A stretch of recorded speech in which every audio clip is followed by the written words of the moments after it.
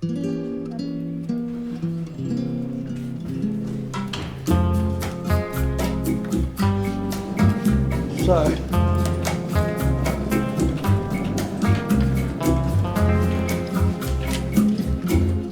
Hey, man. You mind if I, sit with you? Sure. Thanks, bro. There she is.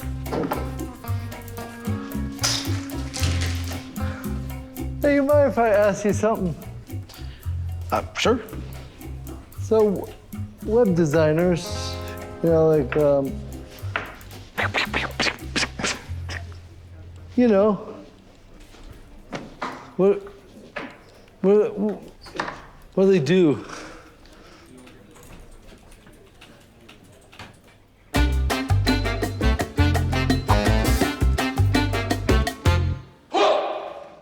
So a designer comes in at the very beginning of the process. Okay. They create exactly what the website's going to look like. Designers are the creative folks. They're the artists of the group. So, like, artists in computers? Yeah, exactly that. I don't want to go to that museum. I think museums are boring as is, but I can't imagine how boring that one would be. And then how does a web designer make something accessible? Well, accessibility is complex and can be intimidating for designers. If they're lucky, they might have an accessibility expert in-house at their company that they can ask, but often those folks are swamped. What does that even mean, man? Which part? It just seems like you're making stuff up, man. Well, sure, yeah. Again, that just kind of goes to the complexity of it. If we think about the way websites are built, you're familiar with things like buttons or drop-downs or... None of that's ringing a bell for me, man. None of it? No. Okay, well, these are the foundational elements of a website.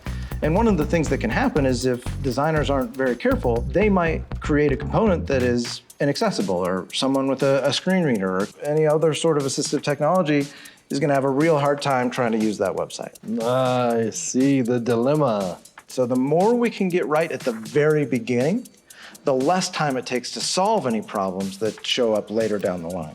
That sounds like my marriage. I mean, it just seems like a lot of pressure on a designer from the get-go. Absolutely. We love designers, and the ones we know are really in a bind.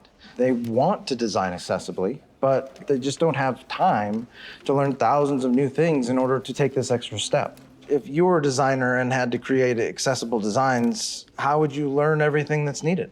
I don't know, man. That's what I'm asking you. You could try taking some courses specifically on accessibility. No. There's always just random Googling, or there's some kind of okay tools out there that can find some very low-level things. I do like low-level things. The problem is that there's just not a lot of great options. So what do you do? Well, luckily, here at Evinced, we have a tool that fits right into Figma, which is the tool that designers use to create all of their designs. The Evinced tool provides them all the information in the tool that they're using to be able to create their designs in an accessible way. Whether it's starting with the building blocks or the components of the web page, all the way to the full page layouts, where they can annotate everything from the structure to the headings, and then create a set of guidelines that get passed to the developer so that they can carry on that level of accessibility as they actually build the website. Wait, what's annotate? Annotate, that just means writing and describing something on a picture. Okay, man. It could be easier to understand if you didn't use these big words, but that's, yeah, showing off. That's cool. All right, so anybody can have access to this magic tool you're speaking of? We can certainly talk about it. That's pretty cool, man. I mean, it's pretty dull, but you've made it seem cool, so that's, I guess, something. I'll take it. Yeah, good job, man. Hey, I never caught your name, man. It's Kevin.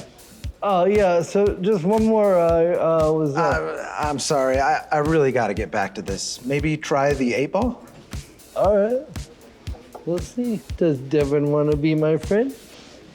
Chances are good. Ooh. Well.